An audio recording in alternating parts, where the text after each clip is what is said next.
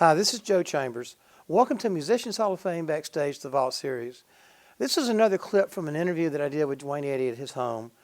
This particular clip, Duane talks about meeting Elvis Presley back in 1971, and they're hanging out in the hotel room together and some of the cool things that Elvis did just for Duane.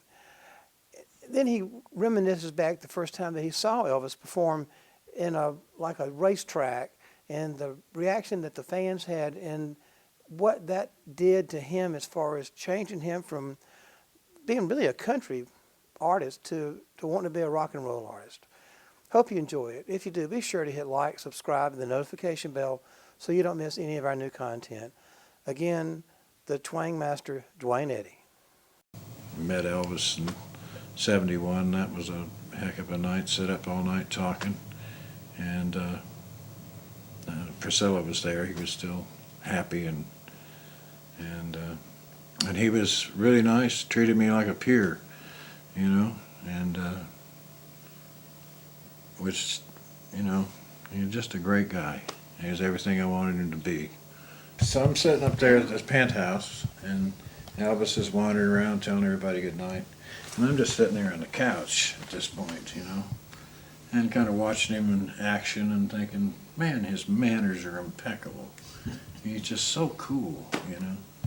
And he comes over and he turns up a song on the radio and helped me make it through the night, and he says, I love that song. And I says, me too. And then I realized, oh, of course, yes, he loves country music like I do.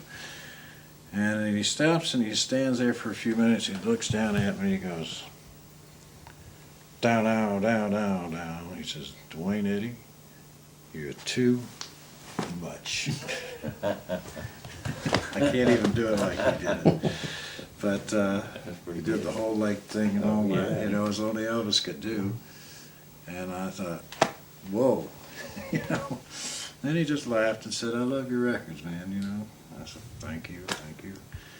I saw him out in Phoenix when I was 18, you know, 1956. Elvis came through town right after Heartbreak Hotel. And he was doing a tour around the country, I guess sponsored by RCA or whatever.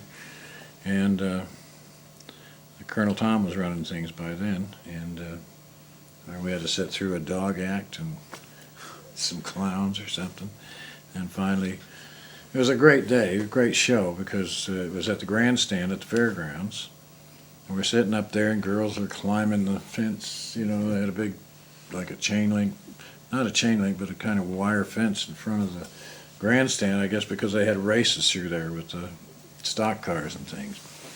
And anyway, these girls were climbing way up on this fence and screaming and everything. But and then finally, Scotty and the guys came out and plugged in, set up and everything, and Scotty started his thing, you know, he does.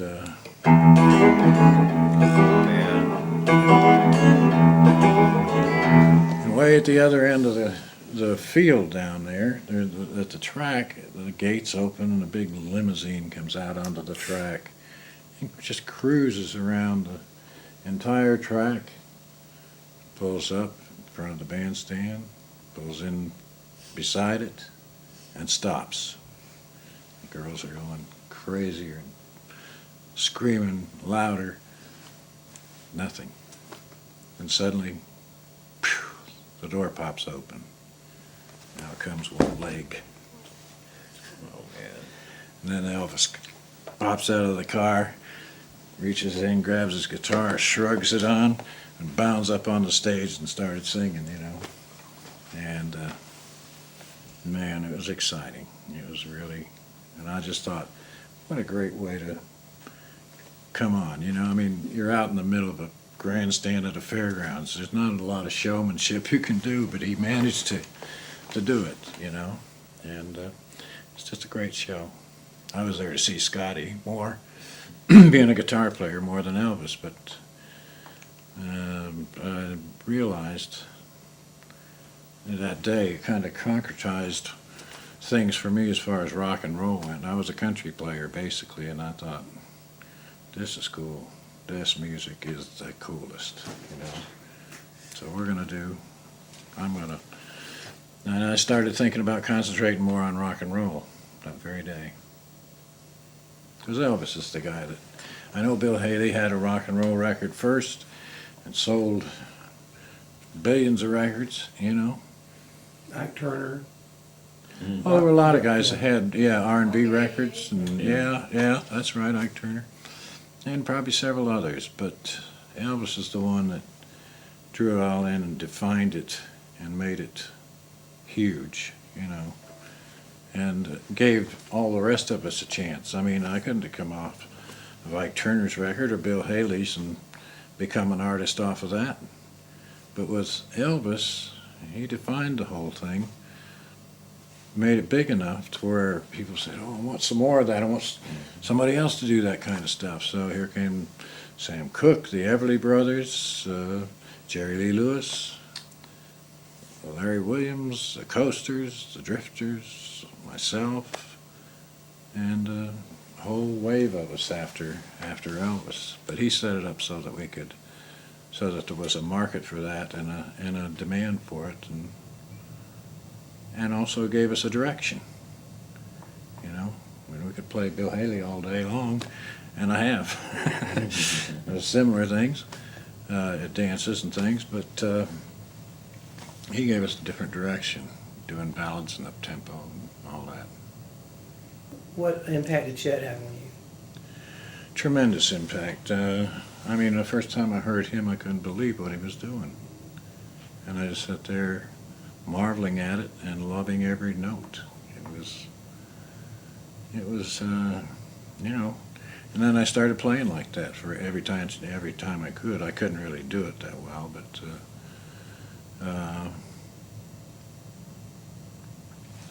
I approached it more, as Chet told me many, many years later when I finally dared play it in front of him, which was at his convention here a few years back, the last one he went to.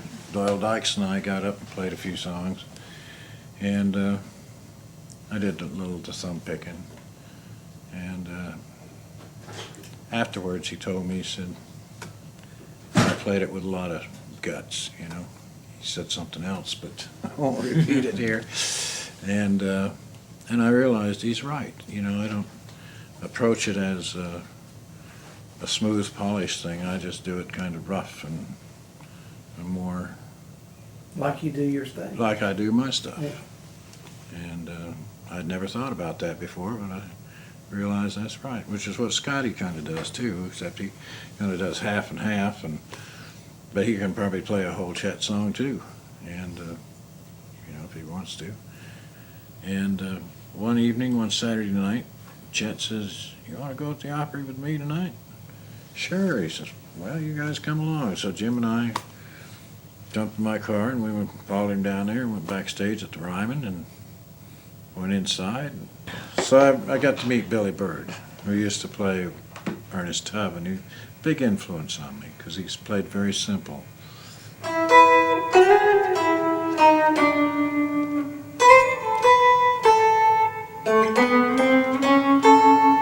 Like that, you know.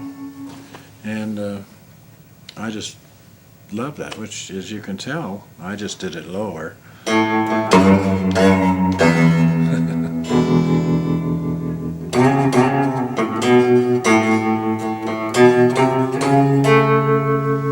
know, basically. I mean, that's one of the influences anyway. There were several others, but I got to meet him, and he told me what big fans of mine his kids were. Well, that blew my mind. I thought, wow, how about that, you know? But I wasn't through yet.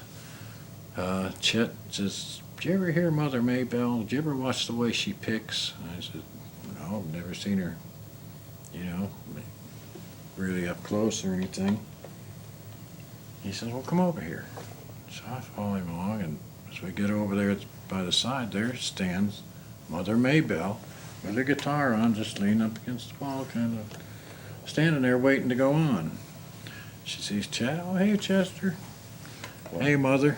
He says, "Mother, this is Duane Eddy. Nice to meet you." Shake hands. I'm thrilled, you know, I'm thinking I'm meeting Mother Maybelle, the first lady of country music, you know, from the first family of country music. ever, and in recorded history anyway. And he said, "Mother, would you play a little Wildwood Flower for Duane?" She says, "Well, sure." And she's got her picks on and everything, so she goes like,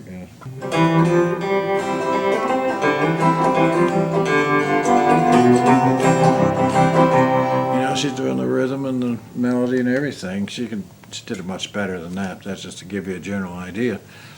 And so I listened to that and I thought, I can't believe this. I'm standing backstage at the Grand Ole Opry listening to Mother Maybelle play Wildwood Flower for me. So that was a huge highlight for me.